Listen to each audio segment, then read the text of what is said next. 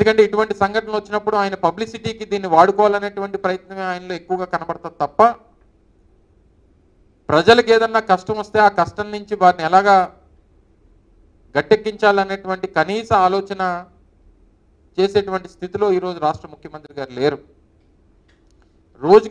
రోజులు గడుస్తూ ఉన్నటువంటి సందర్భంలో రోజుకు ఒక కొత్త విషయం బయటపడతా ఉంది.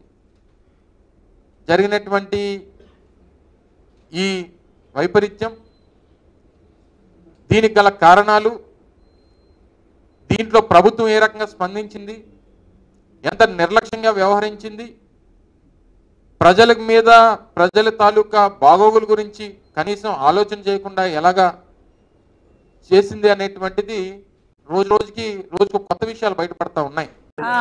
విషయం ఏంటంటే ఒకసారి గుడివాడ అమర్నాథ్ని ఇక్కడ వైజాగ్ లో కూర్చున్నాం, ఎక్కడ కూర్చొని మాట్లాడమన్నాం కాదు, ఒకసారి విజయవాడ రమ్మనండి.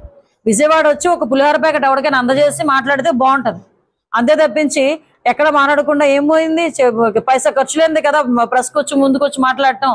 అందుకని నోటుకు వచ్చినట్టు ఏది పడితే అది మాట్లాడుతున్నారు. కొంచెం సంస్కారం ఉంచుకొని మాట్లాడుకోవాలి. ఎందుకనంటే ఈ రోజు అక్కడ ఎన్ని సహాయక చర్యలు జరుగుతున్నాయి, ఎంతమంది దాతలు ముందుకొచ్చి ఈరోజు సహాయక చర్యల్లో పాలు పంచుకుంటున్నారు. చిన్నపిల్లలు సైతం వాళ్ళ కిడ్నీ బ్యాంకులు బయటకు తీసుకొచ్చి ఈరోజు మన సీఎం సహాయ నిధికి తీసుకొచ్చి డబ్బులు ఇస్తా ఉంటే ఎక్కడో కూర్చొని కబుర్లు చెప్పడం కాదు. ఇంత మాట్లాడారు జగన్మోహన్ రెడ్డి, ఎందుకు కనీసం ఈ టైంలోని కూడా విజయవాడ వదిలేసి బెంగళూరు వెళ్లాల్సిన అవసరం వచ్చిందండి? ప్రతిపక్ష నాయకుడు కదా పులివెందుల ఎమ్మెల్యేకి ఏంటి అవసరం? ఈ రోజు వైఎస్ఆర్సీపీ నాయకుడిగా ఆయనకి బాధ్యత లేదా? విజయవాడలో ముంపు ప్రాంతం